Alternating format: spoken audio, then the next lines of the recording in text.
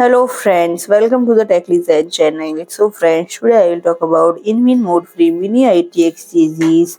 So friend, InWin has introduced the ModFree Mini, that is latest entry to the ModFree ecosystem, more than just add-on items. And friend, ModFree Mini is small but creates a big impact, allowing user to create either a standalone SFF PC or merge it with full ATX ModFree system to be a part of multi-system setup. And friend, the ModFree ecosystem emphasizes versatility to offer more possibility to experience the future to PC customization with perpetually upgrade chassis. And friend, despite its small size, InWin optimized ventilation by offering aesthetically pleasing panel design adorned with ventilated patterns across the three panel styles. And friend, it is available in two variants, Mode 2 edition and Mode 3 edition.